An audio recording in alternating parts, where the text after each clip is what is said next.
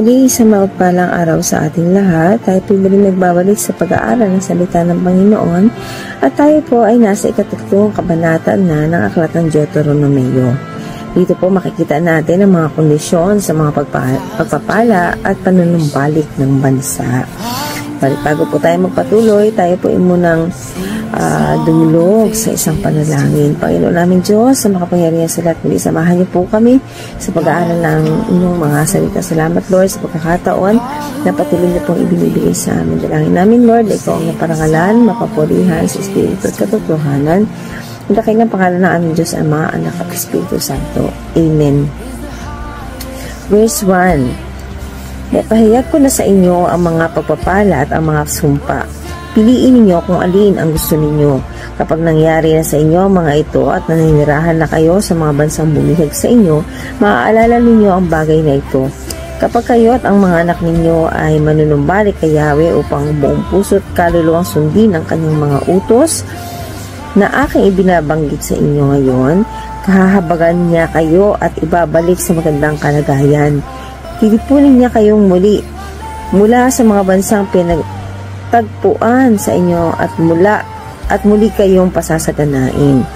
Kahit sa ang sulok ng daigdig kayo matapon.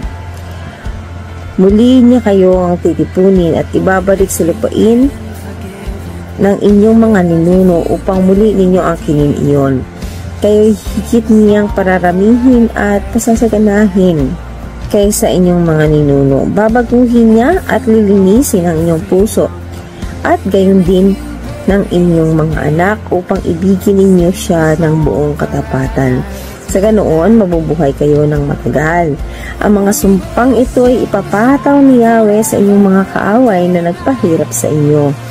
Muli ninyong papakinggan ang kanyang tinig at susundin ang kanyang mga utos na ibinibigay ko sa inyo ngayon.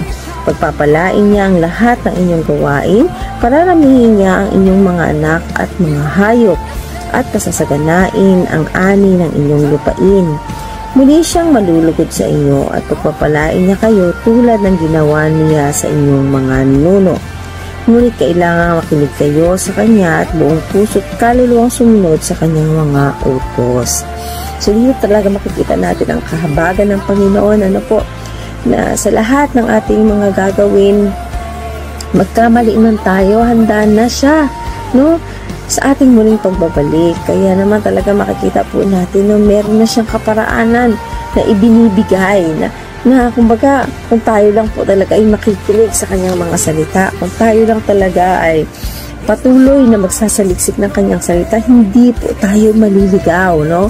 Pwede tayong manghina, pwede tayong masaktan, pwede tayong maglaylo, but we will never quit. Kasi si Lord, ang kanyang mga salita ay patuloy na magbibigay sa atin ng pag-asa. Kaya naman mga kapatid, makikita po natin no, yung sinasabi ng Panginoon.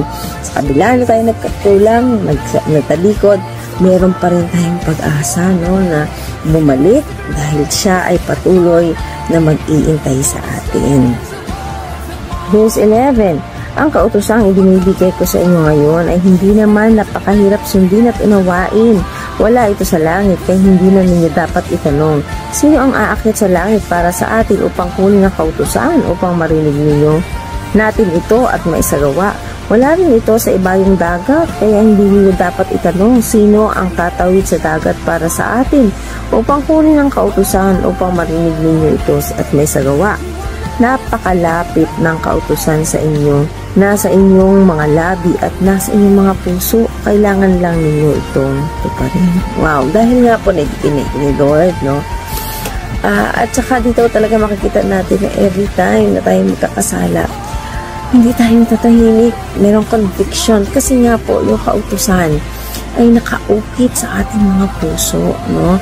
Kaya naman talaga never tayo na magpapatuloy sa pagkakasala kung nasa atin ang Panginoon kasi si Lord ay patuloy na magpapaalala, magre-remind.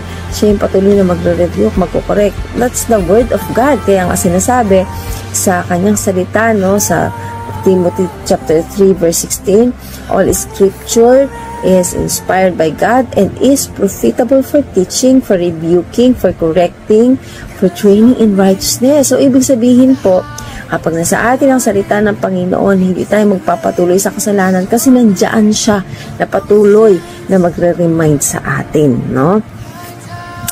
Verse 15, binibigyan ko kayo ngayon ng pagpipilian, buhay o kamatayan, kasaganaan o kahirapan. Kapag sinunod ninyo ang mga utos na ibinibigay ko sa inyo ngayon mula kay Yahweh na inyong Diyos, at kung mahal ninyo siya at ginagawa ang kanyang kagustuhan, pagpapalain niya kayo sa lupaing ibibigay niya sa inyo. Bibigyan niya kayo ng mahabang buhay at gagawing isang malaking bansa. Ngunit kapag tumalikod kayo at ayaw nang makinig sa kanya, sa halip ay naglingkod sa ibang mga Diyos, ngayon pa'y sinasabi ko sa inyong malilipol kayo. Hindi kayo magtatagal sa lupaing sasakupin ninyo sa ibayo ng Jordan. Saksi ko ang langit, ang lupa na ngayon inilahad ko sa inyo ang buhay o kamatayan at ang pagpapala o sumpa. Kaya piliin ninyo ang buhay para kayo at ang inyong lahi ay mabuhay ng matagal. Ibigin ninyo si Yahweh, sundin siya at manatiling tapat sa kanya upang kayo at ang inyong saling lahi ay mabuhay ng matagal sa lupaing ipinangako niya sa inyo, ninuno ninyong sina Abraham, Isaac at Jacob. Again, no, God always given us choices, no? Hindi niya sinabi na, ito ang gagawin nyo, ikaw kayo, ito lang ang gagawin nyo. Hindi, ibinigay niya sa atin yung kanyang mga utos, no? Ibinigay niya sa atin yung mga bagay na dapat gawin at hindi dapat gawin, no?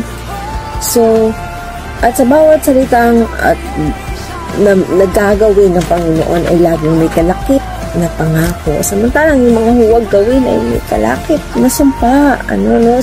So talagang makikita natin dito yung Panginoon na ibinigay niya na sa atin. Wala na tayong maikakatiran, wala na tayong maidadahilan pa.